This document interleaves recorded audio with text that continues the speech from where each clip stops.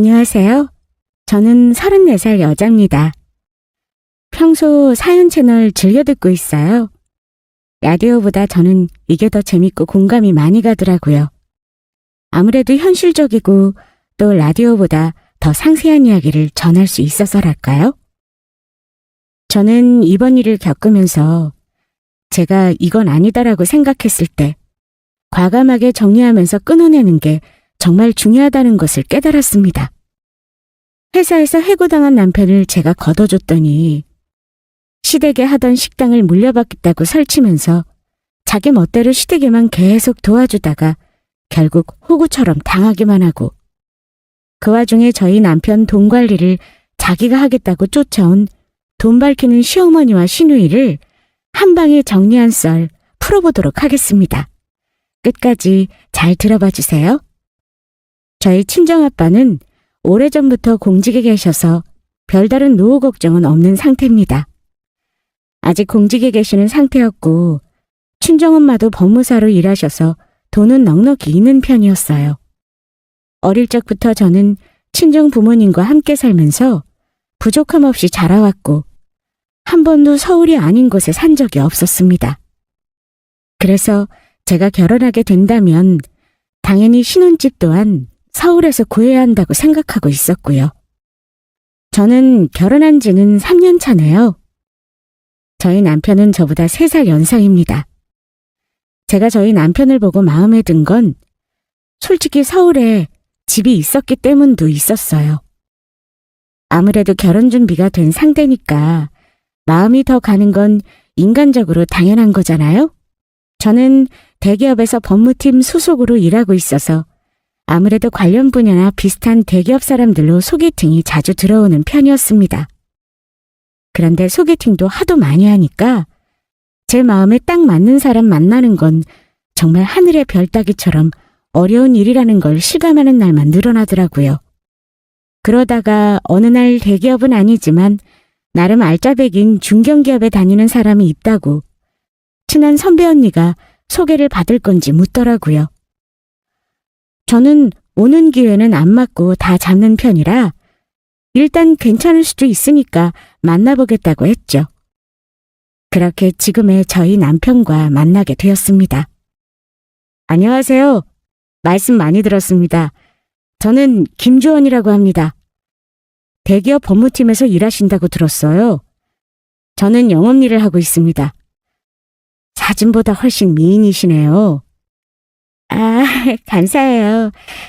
이런 칭찬 부끄럽지만 기분은 좋네요. 네, 맞아요. 저 법무팀에서 일하고 있어요. 영업일 하시는군요.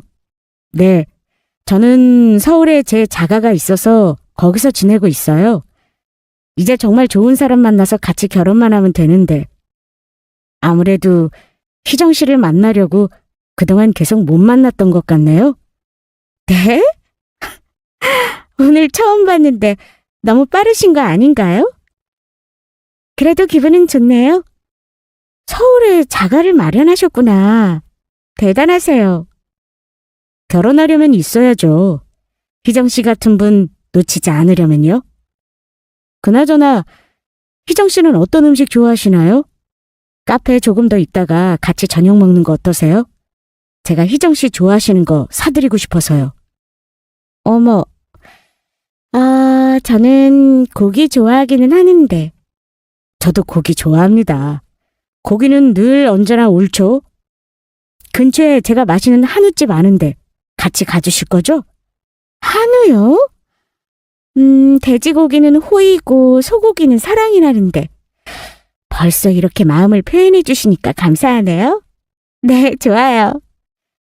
제가 희정 씨 같은 분이 딱 이상형이라서요. 저 영업하는 사람이라고 이런 걸로 빈말하는 사람 아닙니다. 진심이에요. 한우 사주시는 거 보면 약간 진심인 것 같기도 하네요. 저희 그래도 천천히 알아가 보면 좋을 것 같아요. 네네, 그래야죠. 저는 희정 씨 부담스럽지 않게 천천히 속도 맞추겠습니다. 말씀만 해주세요. 편하게요. 남편은 영업하는 사람이라서 그런지 제가 원하는 걸 빠르게 파악해서 먼저 제시하는 능력이 있는 사람이었습니다. 그리고 저를 보면서 조금 떨더라고요.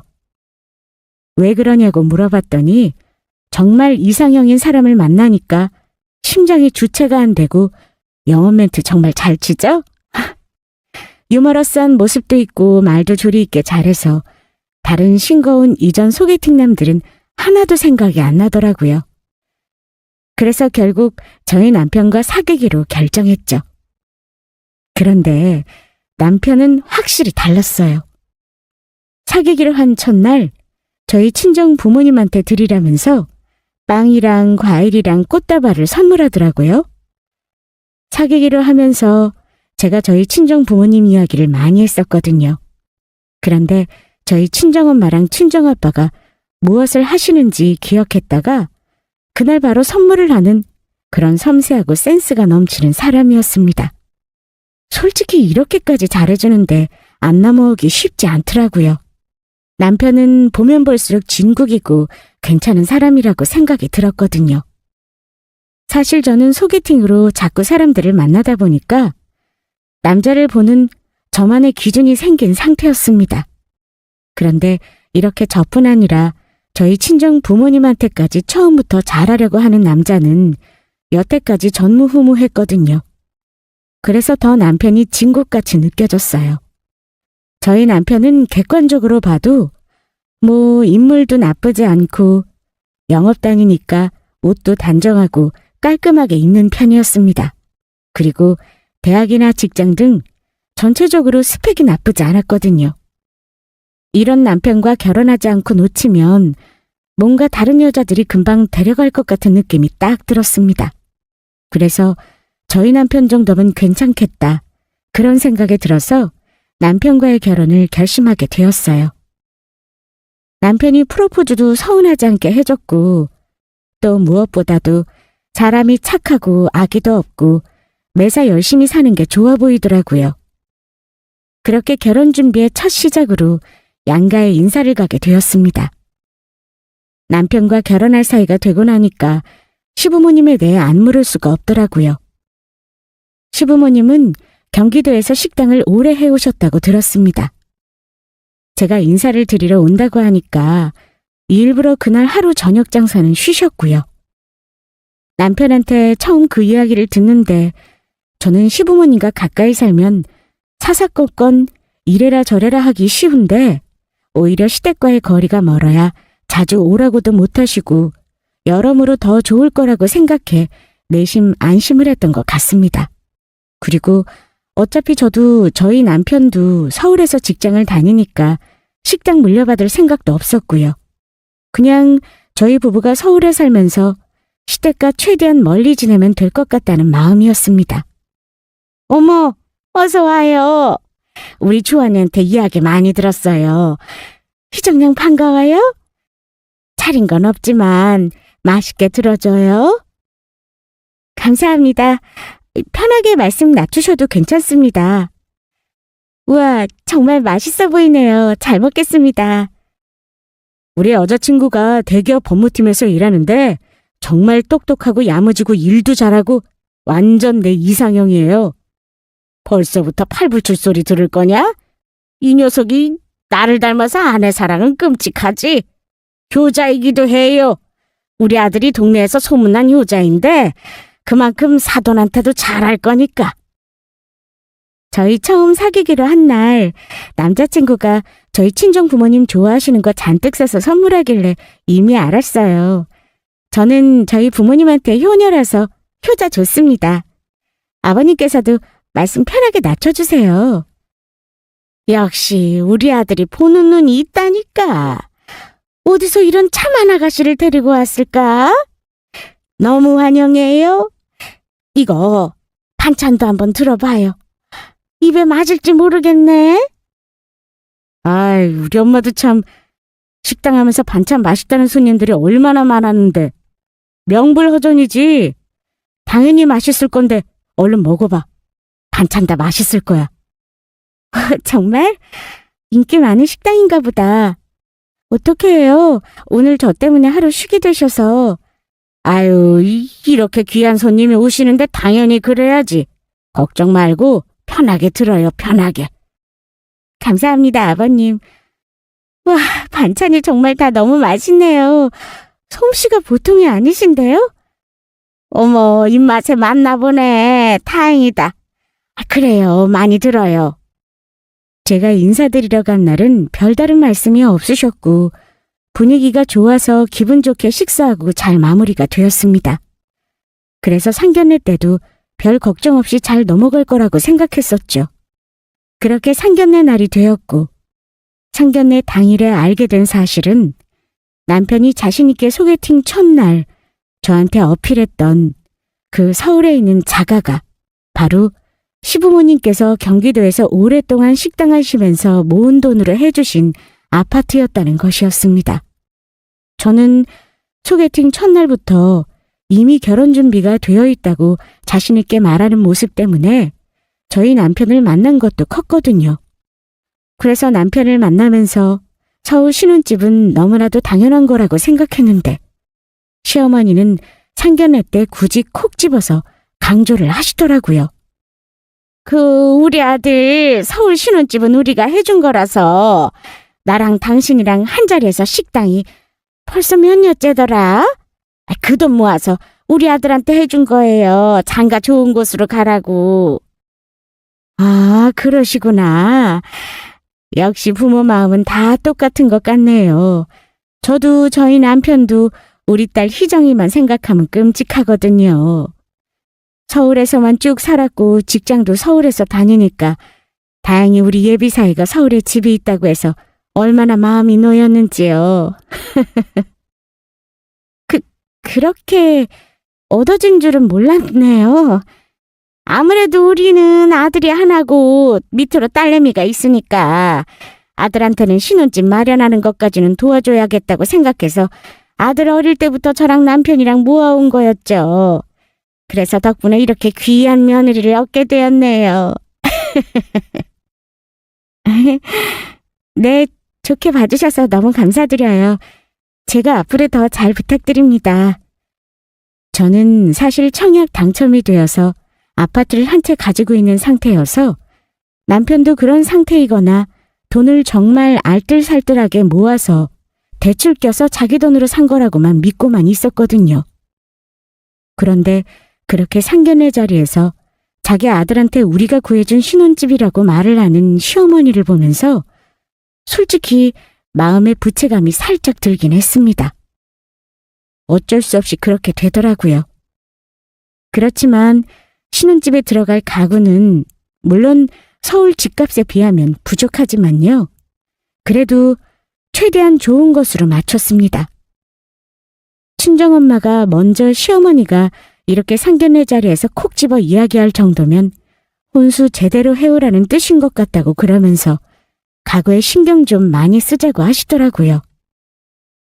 저희 친정 입장에서도 혼수는 어차피 제가 쓸 가구들이니까 먼저 큰 돈을 지금 들여서 가구에 보태라고 해주셨어요. 저도 이 정도로 혼수에 성의를 보인다면 나중에 괜히 시댁에서 뒷말은 안 나오겠지 하는 생각이어서 그게 현명한 선택이라는 생각을 했고요. 상견례가 끝나고 결국 양가의 정성과 돈과 자산이 가득 넘치게 들어간 서울 신혼집이 구색을 다 갖추게 되었습니다. 드디어 남편과 들어가서 함께 살며 결혼 준비를 했고 집의 위치도 저희 회사랑 남편이 다니는 회사의 딱 중간쯤이라 좋았어요. 친정 부모님 댁이랑 저희 서울 신혼집이랑 거리도 한 20분 정도여서 멀지 않아서 너무 만족스러웠고요. 그렇게 결혼에 필요한 준비를 마치니까 식장에 들어가는 일은 금방이더라고요. 정신 차려보니까 식이 끝나 있었습니다. 이대로 저는 남편과 별 문제 없이 신혼을 잘 보낼 수 있을 거라고 생각했고 신혼여행도 제가 가고 싶었던 몰디브로 잘 다녀왔어요. 그런데 결혼하고 6개월쯤 지났을까요? 그때부터 갑자기 남편이 다니는 회사가 점차 기울어가기 시작한 겁니다. 하필이면 저희 결혼하고 딱 전염병 시국이 되었고 시국인지라 영업이익이 아주 급격하게 감소했다고 하더라고요. 그전에는 잘 나가는 알짜 중견기업이었는데 상황이 완전히 뒤바뀌고 말았죠. 남편네 회사에서는 지금까지는 별 문제 없이 잘 운영되었지만 결국에는 상황이 악화되자 희망퇴직자를 받기 시작했습니다. 사실 저는 그렇다고 한들 아직 젊은 남편이 회사를 그만둔다는 생각은 하지 않았어요. 그게 저의 안일한 점이었던 것 같습니다. 남편은 평소에 회사를 퇴사하고 가게를 차린다거나 사업을 해보겠다는 계획도 없었고 그런 이야기를 꺼낸 적도 없었거든요. 그저 성실하게 회사에서 맡은 일만 열심히 하던 사람이라 회사에서도 당연히 먼저 잘리지 않을 거라고 생각했고요. 그리고 솔직히 남편이 퇴사를 한다면 그 이후에 별다른 계획이 없으니까 회사를 당장 그만두어도 안 되는 상황이었습니다. 그게 맞는 거잖아요? 그렇죠? 그런데 처음으로 그 회사에서 잘린 건 다름 아닌 저희 남편이었더라고요. 참 기가 막히고 코가 막힌 상황이었습니다. 그래서 제가 너무 어이가 없어서 회사를 상대로 인정할 수 없다고 항변이라도 하자고 했는데 남편은 이번 일을 겪고 충격받아서 너무 힘들어하는 것 같더라고요. 뭐라고? 그게 말이 돼? 왜 당신이야? 당신만 실적이 나쁜 것도 아니고 다 같이 안 좋은 상태인데 당신 나이가 몇인데 벌써 나가라 말아야. 이건 절대 인정할 수 없지. 우리 노동청에 신고하고 정식 대응하자. 항의하자고. 아니야. 그냥 내가 처음이었을 뿐이지. 다른 사람들도 곧 권고사직 받을 거야, 나처럼. 나도 그런데 이해는 안 가. 내가 왜 처음인지, 내가 뭘 그렇게 잘못했는지. 그러니까 같이 싸우자고. 아니, 당신은 내가 있는데 뭐가 걱정이야?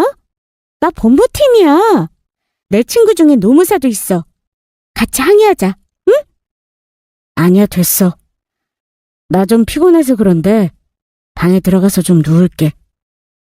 남편은 이미 모든 의지를 잃어버린 것 같은 느낌이었습니다. 왜 사람이 있잖아요. 너무 충격을 받으면 초롱초롱하던 눈빛이 마치 동태눈처럼 되더라고요. 그걸 옆에서 지켜보다 보니 너무 속상하고 싸우자고 해도 소용이 없었습니다. 그래서 그런 저희 남편한테 저는 집안일만 하면서 조금 쉴 시간을 줘야겠다고 생각했어요. 의지가 없는데 뭘 하자고 해도 아무 소용이 없더라고요. 그렇게 저만 회사를 다니고 저희 남편은 집에서 쉬는 상황이 펼쳐졌습니다. 그랬더니 아침 대바람부터 시어머니가 쫓아와서는 이런 말씀을 하시더라고요. 새아가야, 우리 아들은 이렇게 집에만 있을 애가 아니다. 우리 가게에 나오라고 해서 아예 식당을 물려받게 해라. 식당이요? 어머님, 저랑 남편은 서울에 살고 있고 또 식당도 사업인데 남편은 한 번도 사업을 해보고 싶다고 저한테 이야기한 적이 없어서 이건 제가 결정하고 대답드릴 수 있는 문제는 아닌 것 같아요. 그래도 새아가 네가 이렇게 우리 아들 집구석에만 처박아 있게 놔두면 어떻게 하냐? 시국이 아무리 시국이라고 해도 이대로 무너지고만 있으면 안 되는 거잖니. 저는 잘 모르겠어요, 어머님. 당사자인 남편이랑 상의하시는 게 어떨까요? 네가 이야기하기가 좀 그러면 그래, 내가 이야기 먼저 해보마. 알겠다. 회사 조심히 잘 다녀오거라. 네, 그럴게요. 남편이랑 이야기 해봐 주세요. 저는 솔직히 이때까지만 해도 저희 남편이 식당 일은 물론이고 사업의 사자도 모르는데 시부모님이 운영하시던 식당을 물려받을 거라는 생각을 전혀 하지 않고 있었습니다. 솔직히 남편은 사무직으로 계속 일하던 사람인데 지금 경기가 어렵고 전염병 시국이라고 해도 그냥 이직할 곳을 알아봐서 다시 회사를 다니는 게 더 나은 거라는 생각이 들었으니까요. 그런데 남편이랑 시어머니가 이야기를 나눈 건지 갑자기 저희 신혼집에서 자주 오셔가지고는 제가 결혼하면서 해온 혼수에 비해서 시댁에서 남편한테 해준 서울 신혼집이 너무 과한 것 같지 않냐고 하면서 긁어대기 시작했습니다. 아니, 근데 새아가야, 생각해봐라. 아무리 생각해도 우리가 아들한테 준 서울 신혼집이 네가 해온 혼수에 비해서는 너무 과하지? 네? 이미 남편한테 구해주신 서울 신혼집을 물론 저도 감사하게 생각은 하고 있어요. 하지만 제가 혼수도 그 급에 맞춰서 해온 거는 사실이거든요. 저는 이때다 싶어서 저희 친정에서 해온 혼수가 서울 신혼집에 맞게 준비해온 거라고 맞받아쳤습니다. 그랬더니 시어머니는 본심을 드러내기 시작하더라고요. 그래? 하긴 혼수를 해온 가전들이 다 좋아 보이기는 하던데 그래도 여전히 서울 아파트 값에 비하면 턱없이 모자르지. 가전도 그냥 놓고 이참에 새로 너희가 살 신혼집 구하는 게 돈이 덜 든단다. 저희는 이미 여기서 살고 있는데 갑자기 새로 신혼집을 어디에 구하라고 하시는 건지 잘 모르겠어요. 아니 왜 있잖니. 서울은 비싸니까 경기도에 너희 신혼집을 다시 구해서 살면 되지 않겠니? 우리 아들도 이제 서울로 회사 다니는 게 아니니까 굳이 서울에 살 필요 없어졌잖니. 아니요. 어머님 저는 서울에서 살아야 해요.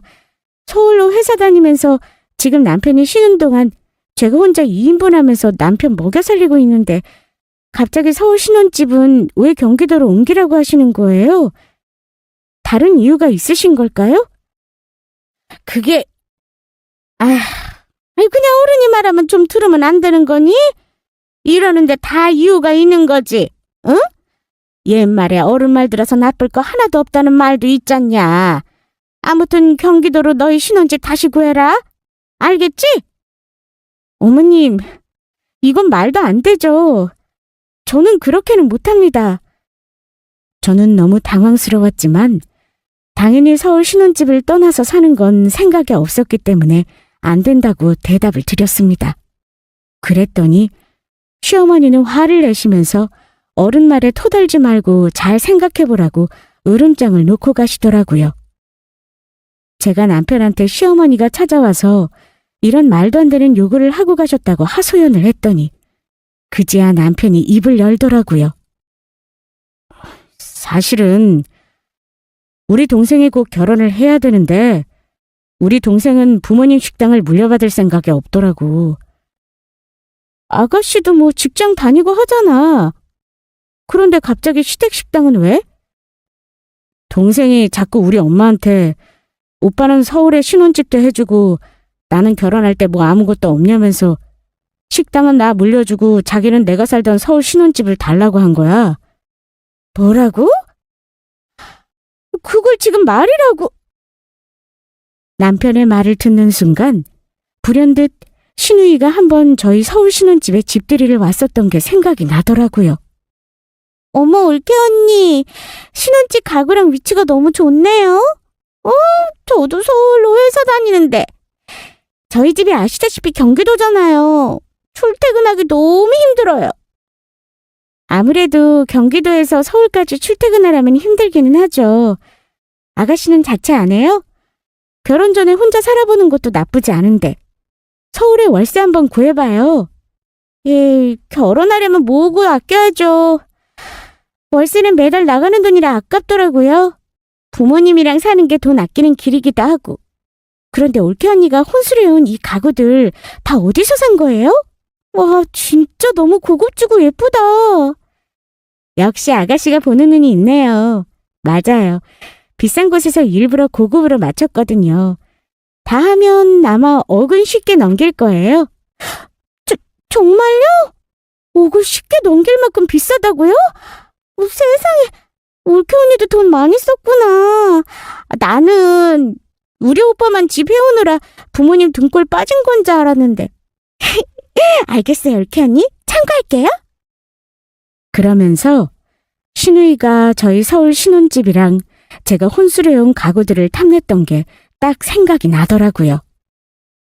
자기도 이런 가구 구해서 살고 싶다 어쩐다 했던 게 번뜩 기억이 나서 이게 다 저랑 남편이 살고 있는 서울 신혼집의 혼수 가구까지 통째로 뺏겠다는 신우이의 못된 욕심에서 비롯된 일이라는 걸 알 수 있었습니다. 그래서 남편한테 절대로 그럴 일 없다고 단호하게 거절하라고 신신당부를 했고 남편도 알겠다고 하더라고요. 그래서 안심하고 있었습니다. 저희만 안 비켜주면 뭐 신우이가 무슨 수로 들어와 살겠어요? 그런데 제가 계속 서울 벗어나서 살 일 없다고 완강하게 거부하니까 하루는 시어머니가 저희 신혼집에 찾아와서 이런 말씀을 하시는 겁니다. 결국에는 우리 아들이 우리 식당을 물려받게 될 거다. 그렇게 되면 너도 서울이 아니라 경기도로 와야지. 우리 식당이 경기도에 있는데 식당이라는 사람을 그럼 서울부터 경기도까지 멀리 다니게 할 거야? 그러면서 어디 언제까지 반대할 수 있나 두고 보자고 하면서 나가시더라고요. 저는 이때까지도 저희 남편이 서울에 있는 다른 회사로 이직을 하면 했지 절대 시댁식당을 물려받으려고 하는 줄은 꿈에도 몰랐거든요. 그래서 시어머니가 일부러 남편까지 끌어들여서 헛소리를 하시나 보다 하면서 넘겼습니다. 그런데 또 시어머니가 말도 없이 저희 서울 신혼집을 불쑥 찾아와서는 계속 경기도로 신혼집을 옮기고 저희가 살고 있는 서울 신혼집을 신우이한테 주라고 하더라고요.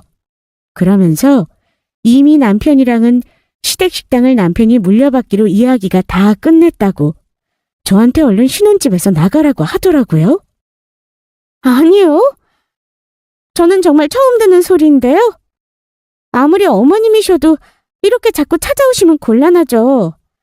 이제 못 오시게 현관 비밀번호부터 다 바꾸겠습니다. 다음부터는 미리 연락하시고 오세요. 문 안 열어드릴 겁니다. 헛걸음하지 마시라고 말씀드리는 거예요. 뭐야? 분명히 내가 우리 아들이랑 이야기 다 끝냈다고 했지? 안 되겠다. 우리 아들 부르자. 그랬더니 잠시 후 시어머니의 전화를 받고 남편이 달려와서는 이렇게 말을 하더라고요. 정말 그때의 배신감이란 이루 말로 표현할 수가 없네요. 엄마 말이 맞아. 우리 조만간 경기도로 내려가자. 뭐? 지금 당신 진짜 그 식당 물려받을 생각이야? 나 회사에서 그렇게 버림받고 생각이 많아지더라. 앞으로는 내 거를 해야겠다는 생각이 들었고 그게 우리 식당이면 더 좋지. 당신이 나 좀 응원해주라. 나 정말 열심히 해볼 테니까. 응? 남편이 그렇게 나올 줄 몰랐던 저는 일단 시어머니를 시댁으로 모셔다 드리고 나서 나중에 둘이 따로 얘기하자고 했습니다. 남편이 시어머니를 모셔다 드리는 동안 저도 진지하게 생각을 해보게 되었어요. 아니, 저희 남편이 진심으로 시부모님 가게를 물려받아서 해보겠다고 하는데 제가 무턱대고 반대할 수는 없겠더라고요. 한동안 동태 같았던 눈이 초롱초롱하게 바뀌면서 응원해달라고 하는데 같은 사람으로서 아내로서 응원해주고 싶었습니다. 그래서 남편이 돌아오자 정확히 짚을 건 짚기 시작했죠. 아가씨가 우리 서울 신혼집을 통째로 노리고 있던데 그걸 정말 아가씨한테 줄 생각이야? 그랬더니 남편은 펄쩍 뛰면서 그건 자기 생각이 아니라고 하더라고요. 그래서 제가 서울 벗어나 살 생각은 없으니까 남편이 경기도까지 출퇴근하면서 시부모님 가게를 시작할 게 아니라면 그냥 서울에 있는 다른 회사로 이직 준비를 하라고 말했습니다. 저의 말에 남편은 제가 원하는 대로 한번 그렇게 해보겠다면서 서울 신혼집은 저희 부부가 계속 살자고 하더라고요. 그래서 저도 남편의 진심 어린 도전을 응원해 줄 수밖에 없었습니다. 그렇게 저희 서울 신혼집을 호시탐탐 노리던 신우이는 어쩔 수 없이 경기도에 있는 다른 전셋집을 알아보러 다니는 것 같았어요.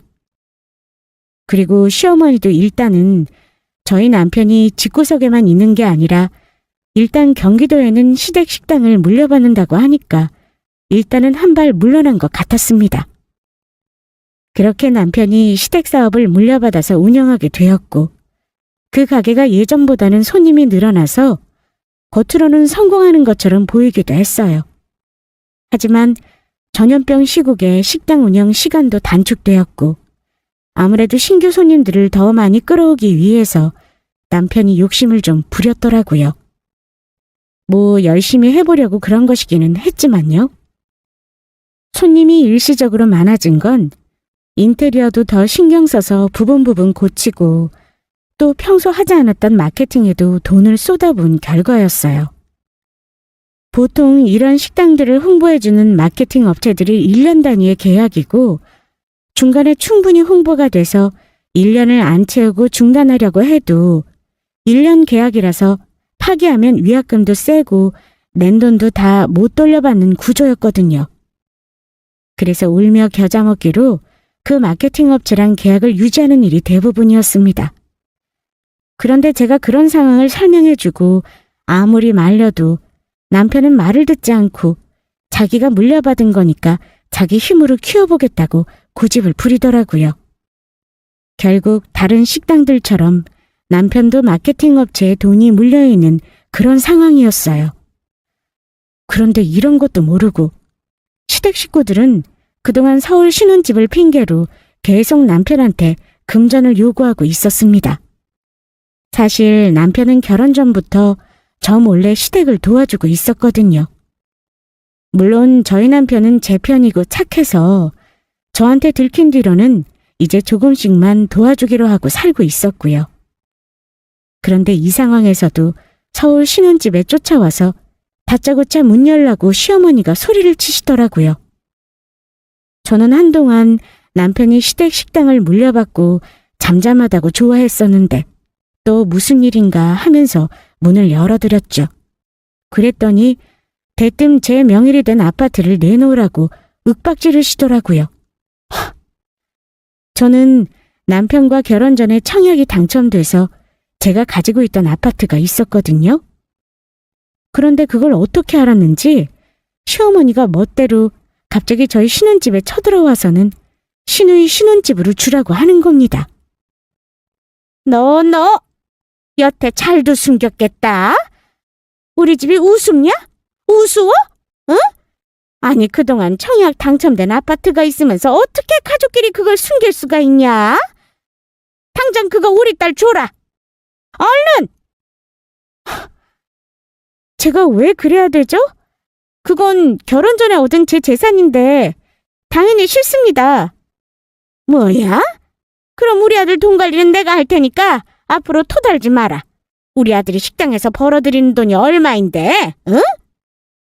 저는 제 명의 아파트 못 주겠다고 하니 남편의 돈 관리를 시어머니가 직접 하겠다는 무개념 발언을 하는 시어머니가 너무 어이없어서 갑자기 그게 무슨 소리시냐고 되물었습니다. 아니, 그게 대체 무슨 말도 안 되는 소리세요. 저희 남편 돈 관리는 제가 해야죠. 우리 아들이 물려받은 가게가 요즘 엄청 잘 되고 있는 거 안 보이냐? 우리가 서울 신혼집도 해줬는데 이제 우리 아들 돈 관리는 내가 해야겠다. 네가 네 명의로 된 아파트도 숨기고 우리 딸한테 줄 생각도 없다는데 그거라도 받아서 관리해야 하지 않겠냐? 그러면서 저희 신혼집을 마구 뒤지기 시작하면서 남편 명의 통장들 다 어디에 있냐고 하면서 난리를 치더라고요. 그래서 제가 바로 안방 서랍에서 통장 뭉텅이를 꺼내서 하나씩 시어머니한테 보여드렸습니다. 남편이 물려받은 시댁 가게에 지금 손님이 많다고는 해도 여전히 적자의 마이너스였거든요. 시댁 가게도 가게지만 그동안 시어머니랑 시누이가 조금씩 빌려간 게 쌓여서 이 정도가 되었던 거였죠. 저희 남편은 마이너스 통장 6천만 원이 있었고 시어머니에게 받은 사업자 통장은 당연히 텅텅 비어 있었습니다. 그러자 시어머니가 창백하게 질려서 이게 다 어떻게 된 거냐? 이러면서 잠시 주저앉으시더라고요. 그러다 벌떡 일어나서는 가족끼리 이럴 때일수록 돕는 거 아니냐면서 다시 시누이한테 제 아파트를 주라고 막무가내로 떼를 쓰더라고요. 상황이 이런 거면 당연히 네가 도와야지. 당장 네 아파트 우리 딸 주어라. 그거 주는 게 뭐가 그리 어렵다고. 아까도 말씀드렸지만 제가 왜 그래야 되는 건지 정말 모르겠습니다. 마음대로 하세요. 그래? 그러면 다시는 니들 볼 생각 없으니까 이참에 아예 연을 끊자 끊어. 시어머니가 먼저 연을 끊자고 내뱉는 그 순간 저는 그거야말로 정말 이 상황에서 벗어나 저희 남편이 더 이상 착해서 호구짓 당하지 않게 할 유일한 방법이라는 생각이 들더라고요. 그래서 남편이 연을 끊을 생각을 확실히 하도록 모든 상황을 이야기해야겠다고 결심했습니다.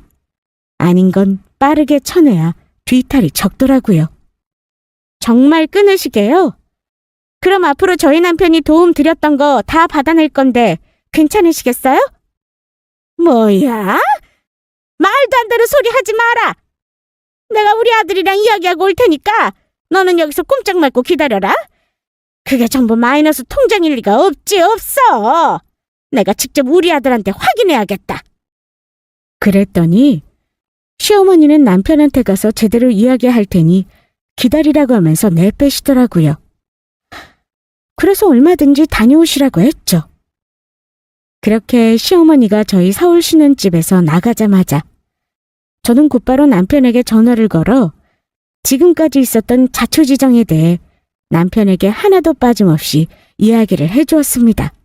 그러면서 시어머니가 지금 가게로 가고 있는데 우리 집에 시어머니가 와서 다 뒤집어 놨으니까 당장 튀어오라고 했죠. 남편은 놀라서 허둥지둥 달려왔고요. 내 앞으로 아파트가 있다는 걸 어떻게 아셨는지는 모르겠는데 그걸 알고는 어머님이랑 아가씨가 자꾸 내 아파트를 노리는데 이건 진짜 아니지 않아? 뭐? 그걸 우리 엄마랑 동생이 어떻게 한 거지? 나는 말한 적 없는데. 내가 너무 미안해. 나 때문에 당신이 괜히. 그랬더니 남편도 이제 더 이상은 안 되겠다면서 자기가 그건 안 된다고 하겠다고 하더라고요.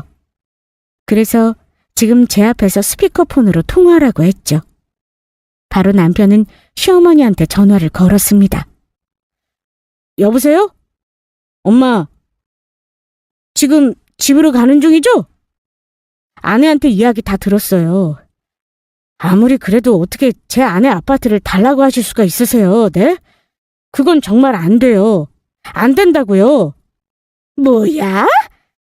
너도 새아가랑 똑같은 소리 하냐? 그래, 이렇게 가족끼리 돕고 살지도 않을 거면 연을 끊자 끊어! 저는 옆에서 들으면서 너무 어이가 없더라고요. 아니 그동안 저희 남편이 시댁 식구들한테 도움 준 건 홀랑 잊어버리고 한 번 안 된다고 하니까 그렇게 개거품을 물다니요. 자꾸 그러면서 연 끊자고 막말을 하시길래 제가 어이가 없어서 남편 대신 이렇게 말해줬습니다. 그래요 아줌마. 그럼 연 끊기 전에 정산부터 하셔야죠. 그동안 저희 남편이 빌려준 돈 그거 다 받아낼 예정이니까 각오하세요. 그랬더니 시어머니는 또 가족 타령을 하더라고요. 새아가 너 그렇게 안 봤는데 아주 못 쓰겠구나. 응? 가족끼리 그러는 게 어디 있냐. 어려울 때 힘들 때 다 그렇게 돕고 사는 거지. 앞으로 그런 거면 연락도 하지 말아라. 우리는 줄 돈 없다. 그러면서 시어머니가 확 끊어버렸습니다. 저는 그 즉시 통화녹음 종료 버튼을 눌렀고요. 제가 또 법무팀 소속이잖아요. 저희 엄마는 법무사로 현직에 계시고요. 아는 변호사가 수두룩한데 이런 거는 솔직히 저한테 일도 아니었습니다. 일단 채무관계에 있는 사람인 것을 증명하려면 이런 작업들이 필요하거든요. 남편이 그동안 시댁에 빌려준 돈들을 그냥 준 거라고 우길 수도 있으니까요. 명확하게 받아낼 돈이라고 증거를 남기는 작업을 시작했습니다. 그리고 얼마 후 저희가 고용한 변호사가 시어머니랑 시누이한테 찾아가서 저희 남편이 그동안 시어머니와 시누이한테 빌려주었던 돈들을 받아낼 수 있는 서류를 보여주고 왔습니다. 김주원 씨 어머니? 김주원 씨 동생분 되시죠? 네. 그런데 누구시죠? 저는 김주원 씨가 고용한 변호인입니다. 여기 서류 확인하시고 법정 출석하시면 됩니다. 그러면서 변호사가 서류 한 장을 들이밀었고 그걸 본 시어머니와 시누이는 저희 부부한테 찾아와서 싹싹 빌기 시작했습니다. 시어머니랑 시누이가 찾아와서는 가뜩이나 돈 들어갈 것도 많은데 우리가 그동안 잘못했다고 싹싹 빌더라고요. 저는 이제와 찾아와서 설설기는 게 너무 꼴보기 싫어서 본체만 제했습니다. 아니 아들아, 가게 손님 들었다고 좋아하지 않았냐? 그런데 이게 뭐야? 아직도 적자에 마이너스 통장까지. 아무리 우리가 중간에 빌려달라고 한 돈이 있었다고 해도 나는 당연히 매출 많아져서 버는 돈이 많은 줄 알았지. 그러면서 되도 않는 하소연을 하기 시작했습니다. 남편은 이것도 다 투자라고 생각했고 적자에서 벗어나려고 노력하려면 시어머니랑 시누이가 빌린 돈부터 갚아야 수월하지 않겠냐고 이야기를 했어요. 그랬더니 시어머니랑 시누이가 자기네들이 돈이 어디 있냐고 제발 살려달라고 하더라고요. 그럼 나는 어떻게 살라고? 내가 그동안 빚까지 내서 빌려준 돈 갚아. 이런 상황에서 뭐? 감히 우리 아내 아파트를 탐내? 안 된다고 하니까 영 끊자고 하고. 그래, 이참에 아예 영 끊자고. 남편은 저런 부모랑 동생은 차라리 없는 게 낫다면서 애원하는 시어머니와 시누이를 한 방 먹이고 그날부로 완전히 연을 끊어버렸습니다.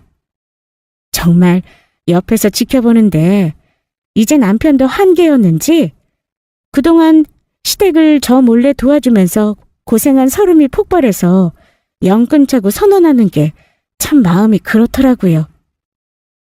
그리고 드디어 남편이 먼저 연을 끊자고 말할 때 제가 다 속이 시원했습니다. 그렇게 남편과 시어머니, 시누이가 연을 끊고 당장 갚을 능력이 없던 시어머니와 시누이는 결국 찜질방에서 겨우 살고 있다고 들었습니다. 시댁집은 남편의 소유로 넘어오게 되었고요. 시아버지는 시어머니랑 시누이가 그동안 이렇게 뒤로 남편을 괴롭히면서 돈을 뜯어내고 산 줄 까맣게 모르셨더라고요. 그래서 시어머니랑 시누이 안 보고 살겠다며 혼자 시골로 내려가서 살고 계시고요. 시누이는 저희 남편한테 한 짓이 소문이 나서 파혼을 당했습니다. 착하고 호구처럼 당하기만 하던 남편은 저의 지휘 하에 마케팅 계약도 끝내고 인테리어비도 다 갚고 새롭게 다시 시작하게 되었습니다. 이번 일을 겪으면서 뼈저리게 깨달았다면서 이제는 먼저 시댁식당 잘 운영할 수 있게 옆에서 하는 조언 다 듣겠다고 하더라고요. 먼저 손을 내민 남편을 저는 정말 잘 키워주고 싶었습니다. 그래서 아는 지인들, 전문가들 다 물어보고 다니면서 제가 다시 남편이 운영하는 식당을 흑자로 돌리는 계획을 세워줬죠. 그렇게 남편의 식당은 1년 만에 흑자로 돌아섰고 지금은 줄 서서 먹는 식당이 되었습니다. 회사에서 잘리고 제가 버는 돈으로 살았던 저희 남편한테 시어머니랑 시누이는 어떻게 그렇게 파렴치한 짓을 할 수 있었을까요? 가족이라고 다 좋은 가족만 있는 건 아닌 걸 이번 일을 통해서 너무나 명확하게 깨달았습니다. 여러분들의 가족들은 어떠신가요? 좋은 가족일까요? 나쁜 가족일까요? 저도 친정 부모님하고 살면서 이런 일을 겪을 거라는 생각 한 번도 못 하다가 남편과 결혼하면서 뒤틀린 욕심이 가득한 시어머니와 시누이한테 시달리고 나니까 정말 가족이라고 다 감싸주고 도와주는 건 아니라는 생각이 들었습니다. 여러분들께서도 만약에 가족이라는 이름으로 자꾸 도움만 요청한다면 그건 건강한 관계가 아니니까 정리하시는 걸 추천드리고 싶네요. 남편이 평생 돈 빼앗았던 시어머니랑 시누이랑 연 끊고 나니까 알게 모르게 참 후련합니다. 시어머니랑 시누이는 아마 평생 그렇게 남한테 의지하려고 하면서 살겠죠? 이제 의지할 곳이 없으니 아르바이트라도 시작했으면 하는 심정입니다. 그러니까 정말 왜 가만히 있는 저의 아파트까지 탐내가지고 이 사단을 내는지 모르겠어요. 이제는 그냥 남편과 저, 시어머니와 시누이는 가족으로 살 연이 아니었나 보다 싶더라고요. 시아버지를 생각하면 안타깝지만 오히려 시골에서 혼자 사시면서 평화를 되찾으셨다고 자기 아들 계속 피 빨아먹게 두지 않고 끊어줘서 고맙다고 하시더라고요. 정말 생각할수록 아닌 것 같을 때 빨리 정리하기를 참 잘한 것 같습니다. 점점 망해가는 시어머니와 시누이를 보면서 저는 나중에 절대 저렇게 살지 말아야지 싶은 생각까지 들더라고요. 이번 일을 겪으면서 가장 많이 든 생각은 스스로 아니라고 생각했을 때 바로 과감하게 행동하는 게 정말 중요한 것 같다는 것입니다. 그래서 이야기의 시작도 그렇게 했던 것 같고요. 지금까지 저의 이야기를 끝까지 주의 깊게 들어주셔서 너무 감사드립니다. 혹시나 여러분들 중에 다른 사람도 아니고 가족 때문에 골머리를 앓고 있는 분들이 있으시다면 저의 사연이 조금이나마 도움이 되기를 바라면서 이만 마치겠습니다. 감사합니다. 여러분들은 소중한 사람들이니까 가족보다 자신을 더 우선시하면서 희생만 하며 살지 않으셨으면 합니다. 꼭이요.